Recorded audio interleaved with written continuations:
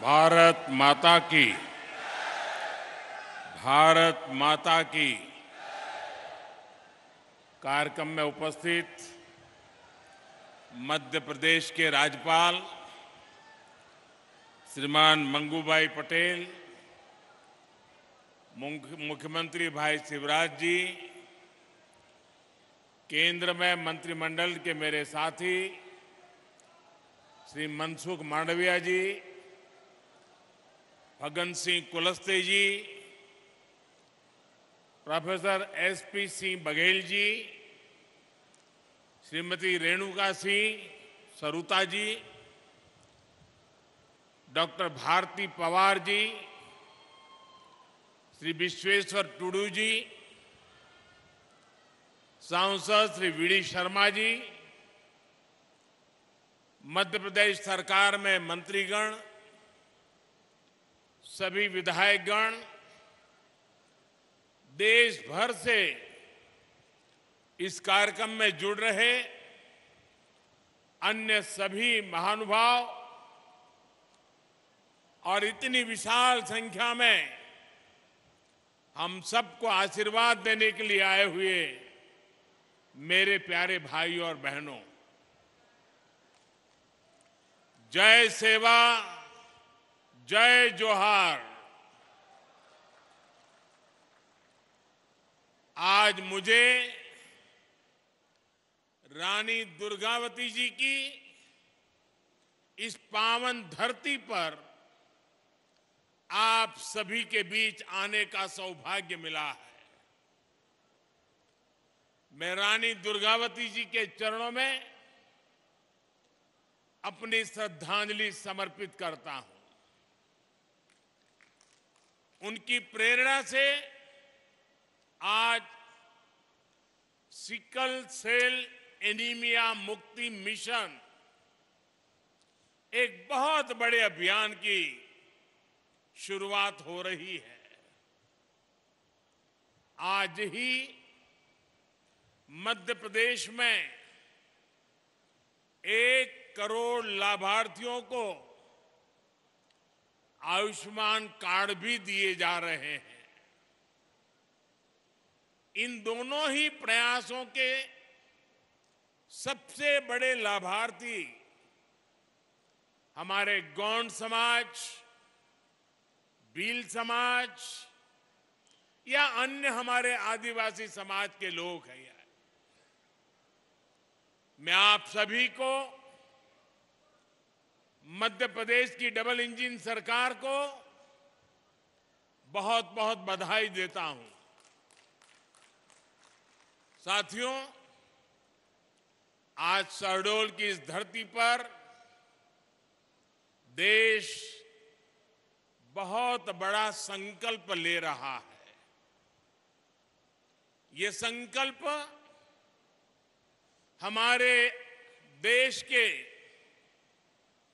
आदिवासी भाई बहनों के जीवन को सुरक्षित बनाने का संकल्प है। ये संकल्प है सिकल सेल एनीमिया की बीमारी से मुक्ति का। ये संकल्प है हर साल सिकल सेल एनीमिया की गिरफ्त में आने वाले 2.5 लाख बच्चे और उनके 2.5 लाख परिवार के जनों का जीवन बचाने का। साथियों, मैंने देश के अलग अलग इलाकों में आदिवासी समाज के बीच एक लंबा समय गुजारा है। सिकल सेल एनीमिया जैसी बीमारी बहुत कष्टदायी होती है। इसके मरीजों के जोड़ों में हमेशा दर्द रहता है। शरीर में सूजन और थकावट रहती है। पीठ, पैर और सीने में असहनीय दर्द महसूस होता है। सांस फूलती है, लंबे समय तक दर्द सहने वाले मरीज के शरीर के अंदरूनी अंग भी क्षतिग्रस्त होने लगते हैं। ये बीमारी परिवारों को भी बिखेर देती है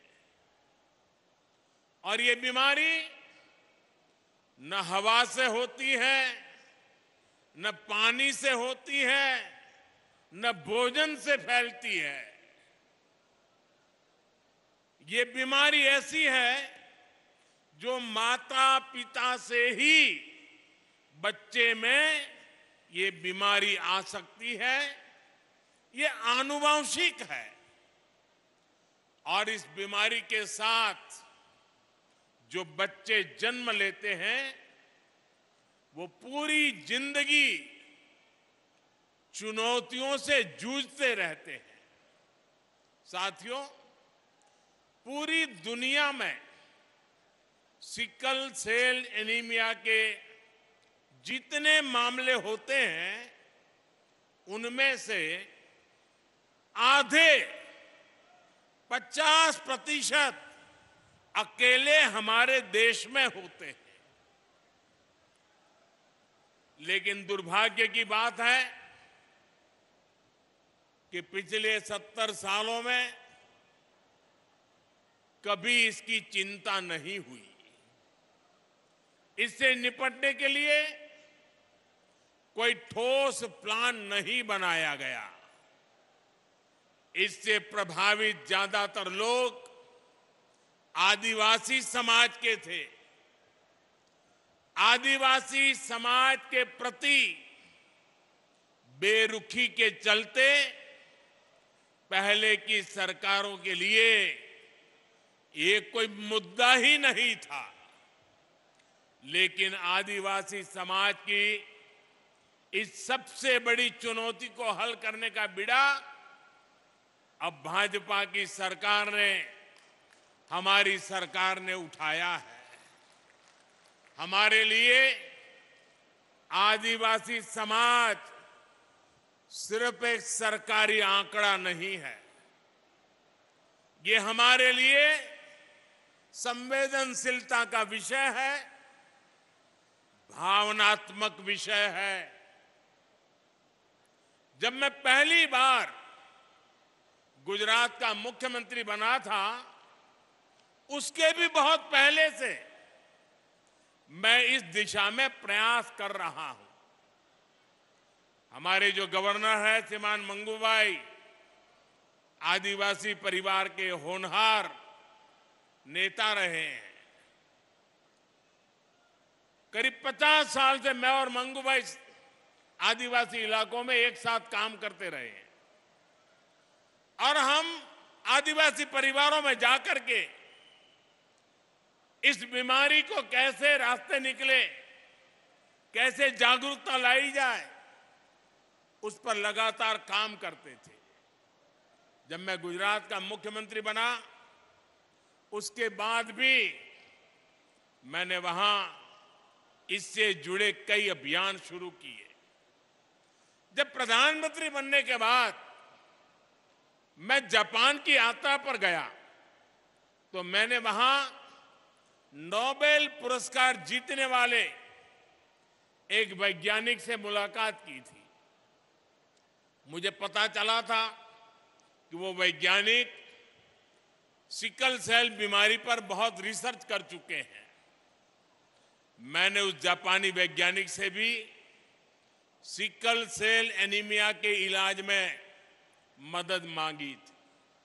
साथियों, सिकल सेल एनीमिया से मुक्ति का यह अभियान अमृत काल का प्रमुख मिशन बनेगा और मुझे विश्वास है जब देश आजादी के 100 साल मनाएगा, 2047 तक हम सब मिलकर के एक मिशन मोड में अभियान चला करके ये सिकल सेल एनीमिया से हमारे आदिवासी परिवारों को मुक्ति दिलाएंगे, देश को मुक्ति दिलाएंगे। और इसके लिए हम सबको अपना दायित्व निभाना होगा। ये जरूरी है कि सरकार हो, स्वास्थ्य कर्मी हो, आदिवासी हो, सभी तालमेल के साथ काम करें। सिकल सेल एनीमिया के मरीजों को खून चढ़ाने की जरूरत पड़ती है, इसलिए उनके लिए ब्लड बैंक खोले जा रहे हैं। उनके इलाज के लिए बोन मैरो ट्रांसप्लांट की सुविधा बढ़ाई जा रही है। सिकल सेल एनीमिया के मरीजों की स्क्रीनिंग कितनी जरूरी है, ये आप भी जानते हैं। बिना किसी बाहरी लक्षण के भी कोई भी सिकल सेल का कैरियर हो सकता है। ऐसे लोग अनजाने में अपने बच्चों को ये बीमारी दे सकते हैं। इसलिए इसका पता लगाने के लिए जांच कराना, स्क्रीनिंग कराना बहुत आवश्यक है। जांच नहीं कराने पर हो सकता है कि लंबे समय तक इस बीमारी का मरीज को पता नहीं चले। जैसे अक्सर अभी हमारे मनसुख भाई कह रहे थे, कुंडली की बात। बहुत परिवारों में परंपरा रहती है, शादी से पहले कुंडली मिलाते हैं, जन्माक्षर मिलाते हैं। और उन्होंने कहा कि भाई कुंडली मिलाओ या न मिलाओ, लेकिन सिकल सेल की जांच का जो रिपोर्ट है, जो कार्ड दिया जा रहा है, उसको तो जरूर मिलाना और उसके बाद शादी करना। साथियों, तभी हम इस बीमारी को एक पीढ़ी से दूसरी पीढ़ी में जाने से रोका जा सकेगा। इसलिए मेरा आग्रह है, हर व्यक्ति स्क्रीनिंग अभियान से जुड़े, अपना कार्ड बनवाए, बीमारी की जांच कराए। इस जिम्मेदारी को लेने के लिए समाज खुद जितना आएगा, उतना ही सिकल सेल एनीमिया से मुक्ति आसान होगी। साथियों, बीमारियां सिर्फ एक इंसान को नहीं, जो एक व्यक्ति बीमार होता है उसको ही सिर्फ नहीं, लेकिन जब एक व्यक्ति परिवार में बीमार होता है तो पूरे परिवार को बीमारी प्रभावित करती है। जब एक व्यक्ति बीमार पड़ता है तो पूरा परिवार गरीबी और विवशता के जाल में फंस जाता है। और मैं एक प्रकार से आपसे कोई बहुत अलग परिवार से नहीं आया, मैं आपके बीच से ही यहां पहुंचा हूं। इसलिए मैं आपकी इस परेशानी को अच्छी तरह जानता हूं, समझता हूं।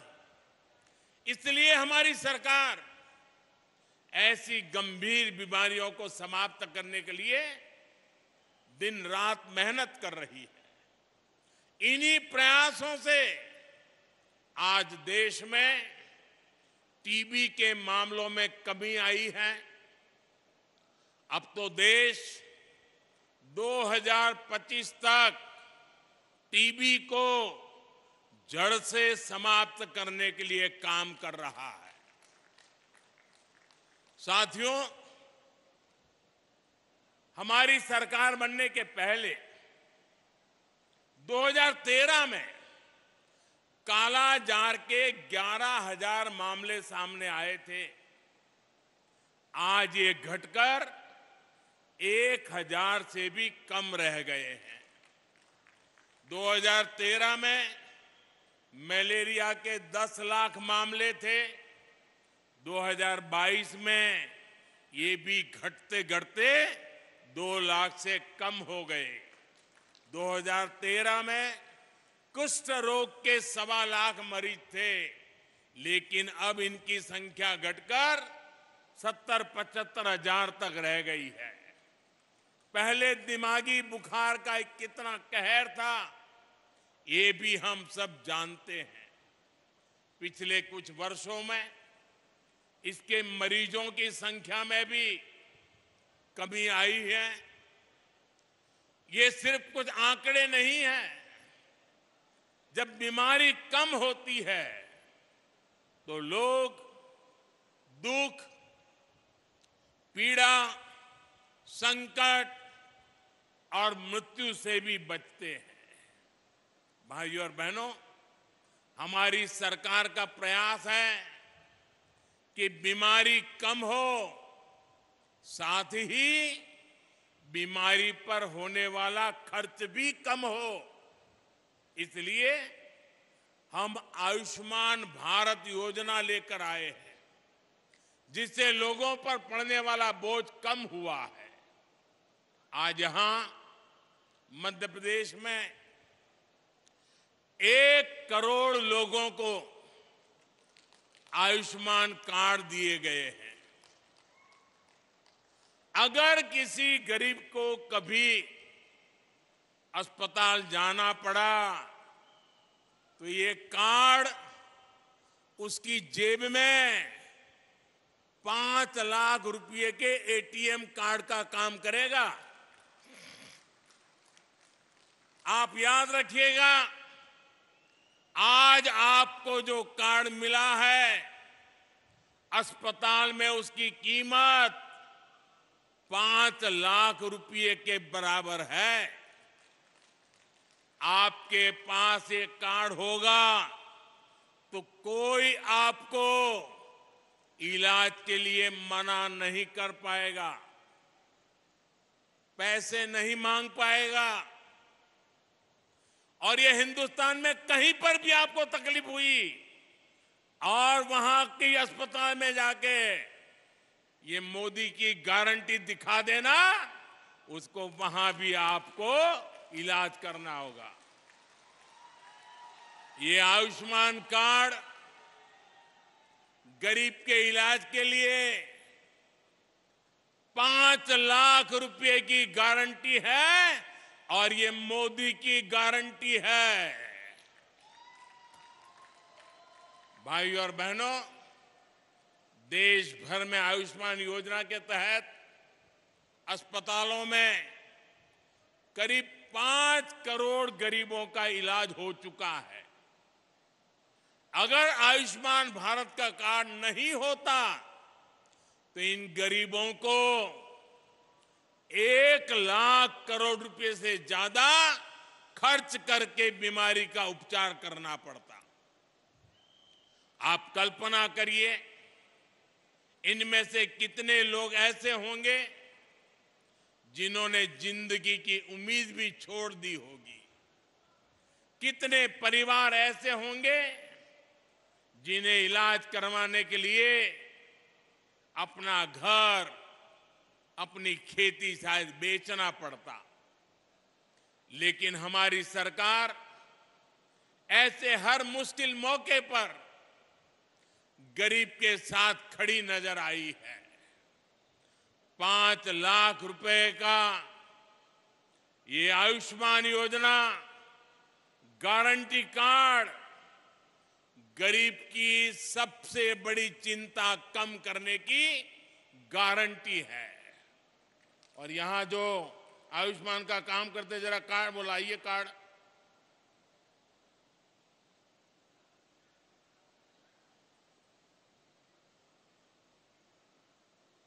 आपको ये जो कार्ड मिला है ना, उसमें लिखा है 5 लाख रुपए तक का मुफ्त इलाज। इस देश में कभी भी किसी गरीब को 5 लाख रुपया की गारंटी किसी ने नहीं दी। ये मेरे गरीब परिवारों के लिए ये भाजपा सरकार है, ये मोदी है जो आपको 5 लाख रुपए की गारंटी का कार्ड देता है।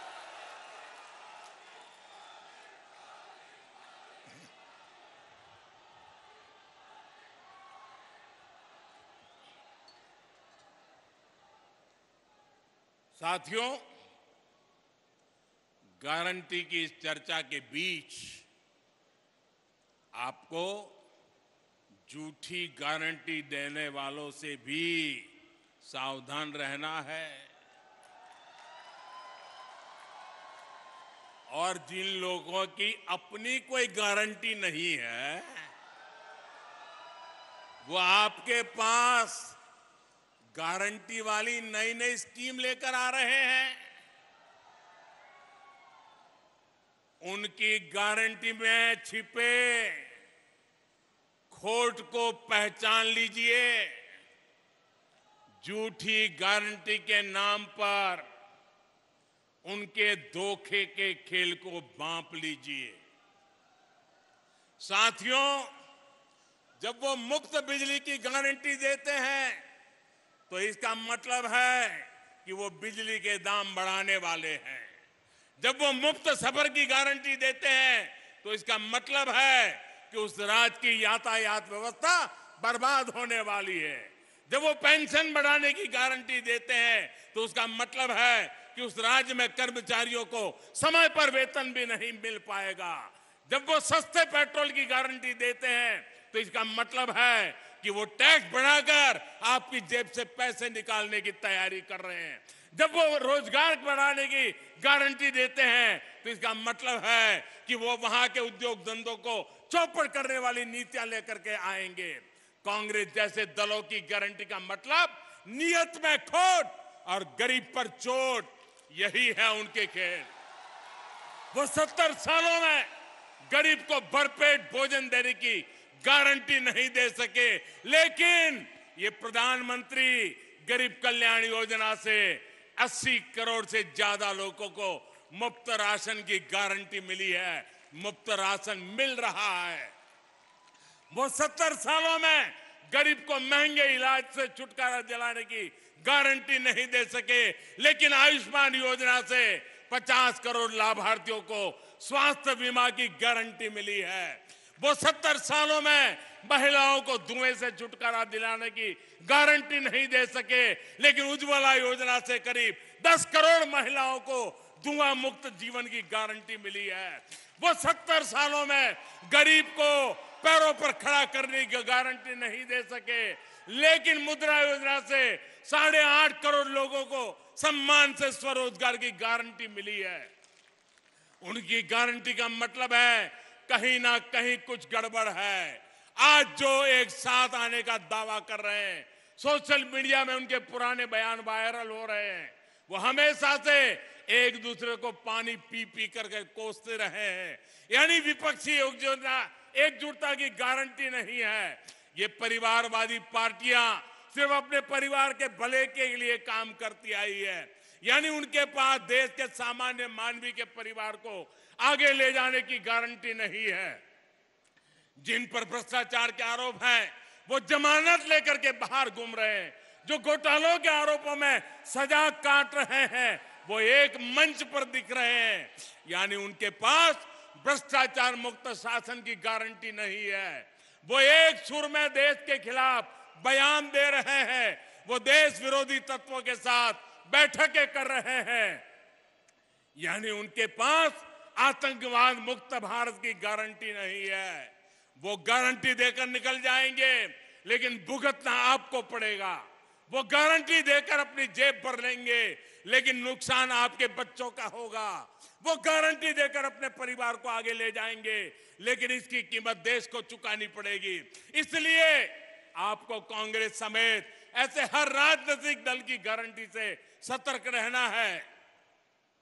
साथियों, इन झूठी गारंटी देने वालों का रवैया हमेशा से आदिवासियों के खिलाफ रहा है। पहले जनजातीय समुदाय के युवाओं के सामने भाषा की बड़ी चुनौती आती थी, लेकिन नई राष्ट्रीय शिक्षा नीति में अब स्थानीय भाषा में पढ़ाई की सुविधा दी गई है। लेकिन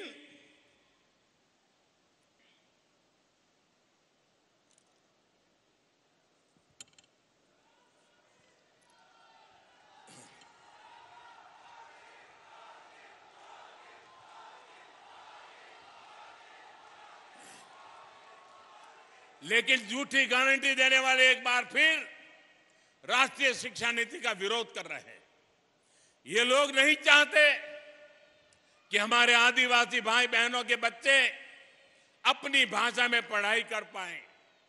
वो जानते हैं कि अगर आदिवासी, दलित, पिछड़ा और गरीब का बच्चा आगे बढ़ जाएगा तो इनकी वोट बैंक की सियासत चौपट हो जाएगी।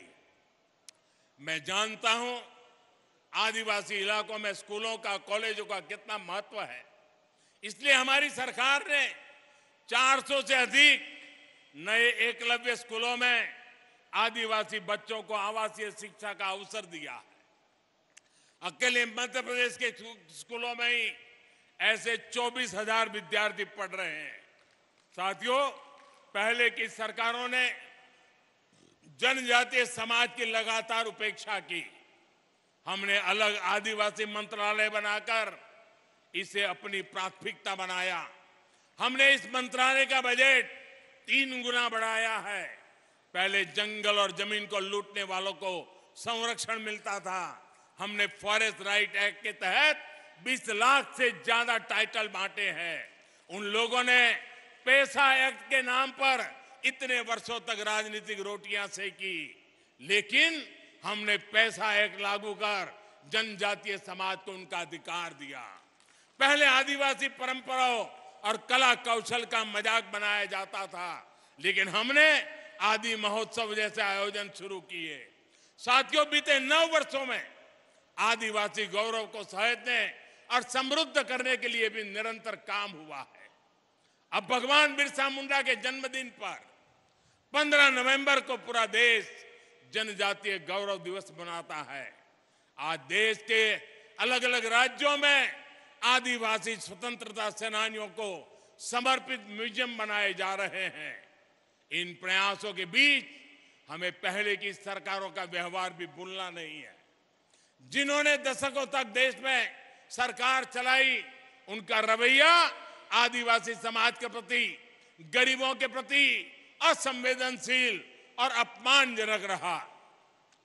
जब तक आदिवासी महिला को देश का राष्ट्रपति बनाने की बात आई थी तो हमने कई दलों का रवैया देखा है।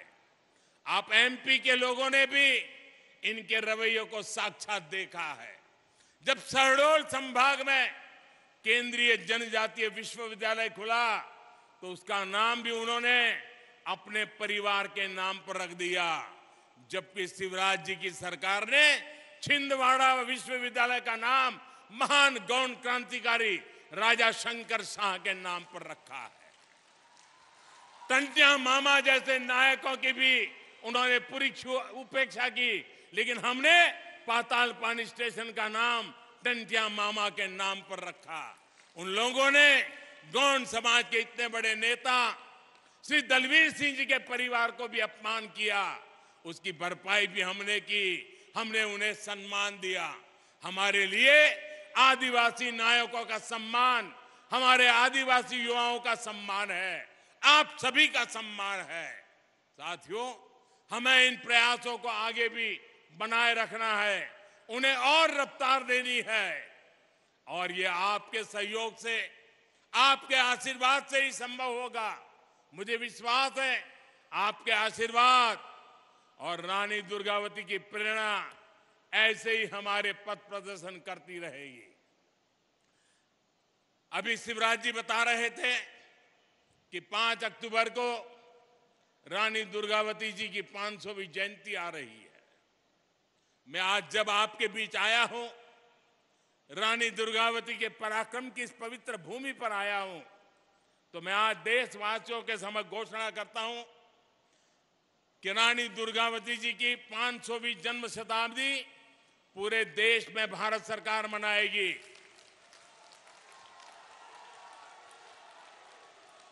रानी दुर्गावती के जीवन के आधार पर फिल्म बनाई जाएगी। रानी दुर्गावती का एक चांदी का सिक्का भी निकाला जाएगा।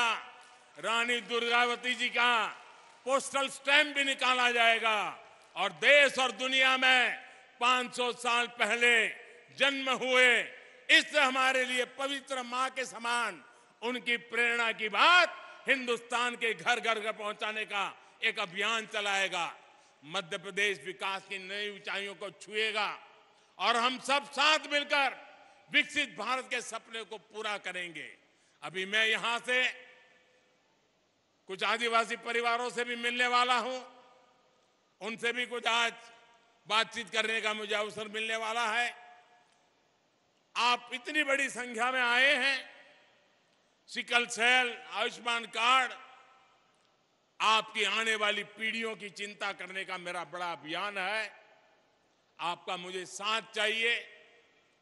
हमें सिकल सेल से देश को मुक्ति दिलानी है। मेरे आदिवासी परिवारों से को इस मुसीबत से मुक्त करवाना है। मेरे लिए मेरे दिल से जुड़ा हुआ एक काम है और इसमें मुझे आपकी मदद चाहिए। मेरे आदिवासी परिवारों का मुझे साथ चाहिए। आपसे यही प्रार्थना करता हूं, स्वस्थ रहिए, समृद्ध बनिए। इसी कामना के साथ आप सभी का बहुत बहुत धन्यवाद। भारत माता की, भारत माता की, भारत माता की बहुत बहुत धन्यवाद।